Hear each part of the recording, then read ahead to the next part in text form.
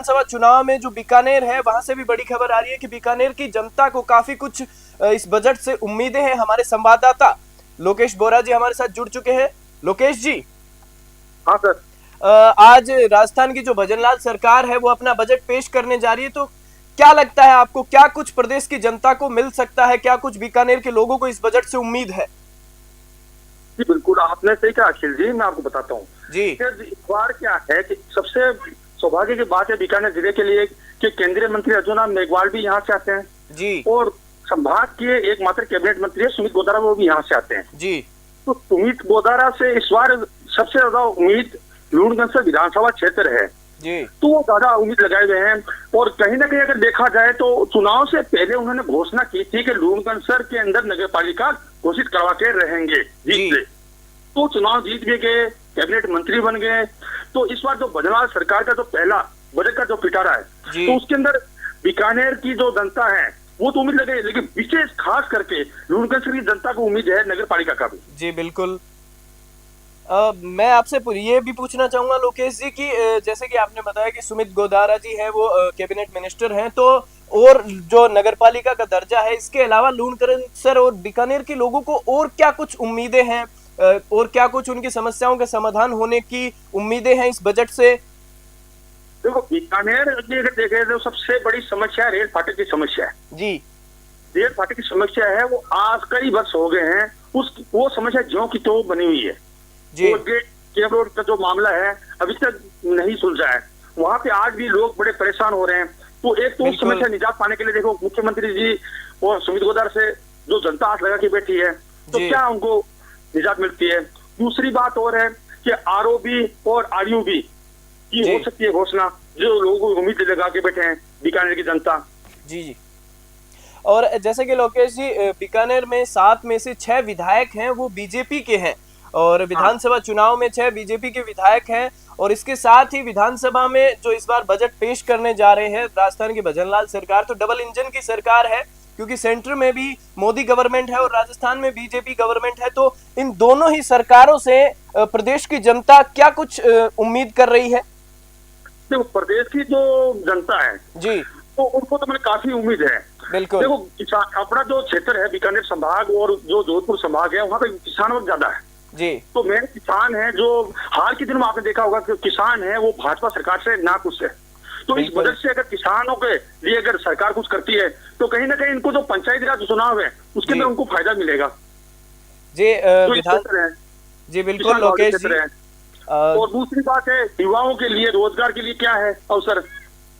बिल्कुल, क्योंकि बेरोजगारी की समस्या भी है, कॉलेज है और यहाँ पे जैसे कई क्षेत्र है वहाँ पे जैसे बालिका महाविद्यालय की घोषणा भी के लिए बात कर रहे हैं तो उनकी भी उम्मीद भी है। बिल्कुल। और जैसे कि आपने बताया कि बेरोजगारों की भी समस्या है क्योंकि रोजगार है नहीं और जो सरकारी भर्ती है वो भी इसमें निकलने की काफी कुछ उम्मीदें हैं।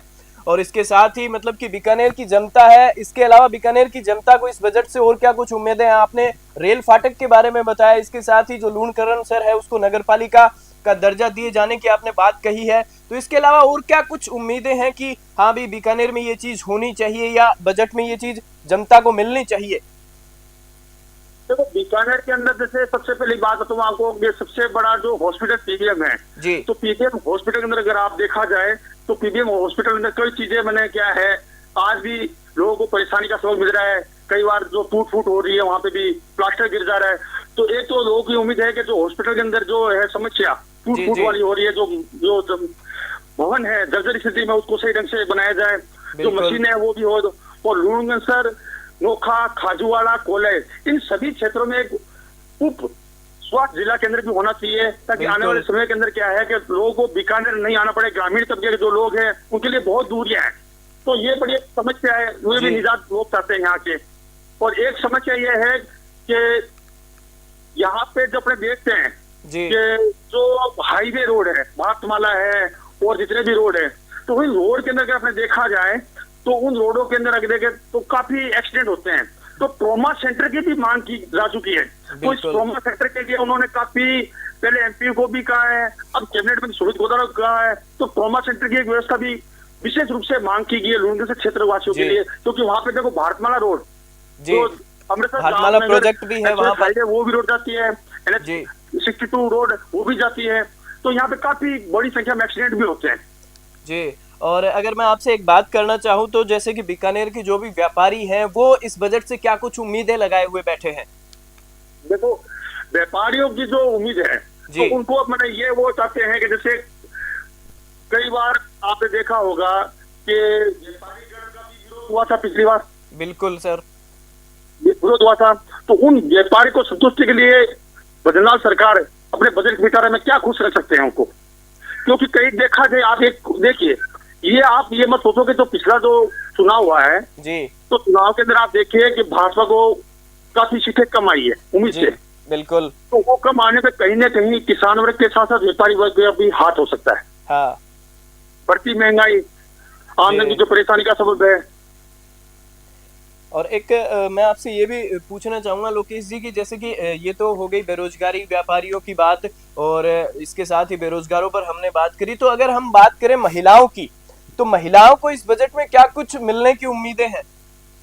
तो महिलाओं के लिए हम आप कहते हैं, मतलब जैसे नाबार्ड कार्यक्रम चलाया हुआ है जी, महिला बाल विकास अभियान का कार्यक्रम भी है, साथ ही आशा भी है। जैसे आशा भी है, उनका मानदेय भी कम है, कार्यकर्ता के मानदेय भी कम है, वो भी उम्मीद लगे बेटी बजट में कुछ मानदेय उनका बढ़ेगा। केंद्र द्वारा भी बढ़ाया जाता है कार्यकर्ता का मानदेय, और राज्य सरकार द्वारा भी बढ़ाया जाता है। जबकि आशा है जो हॉस्पिटल से कन्वर्ट है, तो उनके भी मानदेय वो भी चाहती है उनका भी मानदेय बढ़े। उनका भी न्यूनतम मानदेय बहुत ही कम है। आप अगर देखा जाए, एक नरेगा के अंदर काम करने वाला जो दिहाड़ी उनसे भी कम उनका मानदेय माना जाता है। जी बिल्कुल, तो आपने महिला सही भी चाहती है कि कुछ उनको भी कोई रोजगार का अवसर मिले। पहले स्वयं सहायता समूह द्वारा रोजगार के अवसर थे, लेकिन बाद में कांग्रेस सरकार आई, वो स्वयं सहायता समूह द्वारा जो पोषार कार्यक्रम था वो भी बंद कर दिया गया था जी। तो वो भी चाहते हैं। और जितने भी जो इंदिरा रसोई है, जो भी कई और कार्यक्रम चलते हैं शहरों में, तो वहाँ पे महिलाओं को ज्यादा जोड़ा जाए। जी बिल्कुल। इस खबर पर जुड़ने के लिए आपका बहुत बहुत धन्यवाद लोकेश जी। ये थे हमारे संवाददाता बीकानेर से लोकेश जी, जिन्होंने बताया कि आज जो राजस्थान की भजनलाल सरकार है वो अपना बजट है वो है। हालांकि आपको बता दूं कि डबल इंजन की सरकार है, सेंटर में भी बीजेपी की गवर्नमेंट है और राजस्थान में भी बीजेपी की गवर्नमेंट है। और वित्त मंत्री राजस्थान की जो है दिया कुमारी, वो आज अपना बजट पेश करेंगी, पहला बजट पेश करेंगे। इसके साथ ही इसमें सबसे बड़ी दिलचस्प बात ये होगी देखने वाली कि इस बजट में युवाओं के लिए, महिलाओं के लिए, और इसके साथ ही जो पेपर है, पेपर लीक की जो भी घटनाएं होती रही है, उन पर क्या कुछ खास रहेगा। इसके साथ ही युवाओं को रोजगार के क्या साधन, क्या भर्तियां उनके लिए आएंगी, इसके साथ ही महिलाओं को क्या सुविधाएं मिलेंगी, साथ ही मेडिकल फैसिलिटी है उसमें भी क्या कुछ रहेगा, ये सभी देखने वाली दिलचस्प बात होगी। क्योंकि बजट है वो 11 बजे, 11:15 बजे के लगभग विधानसभा में पेश किया जाएगा। तो हमारे साथ जुड़े रहिए और देखते रहिए, बजट पर आगे भी बात होगी। नमस्कार।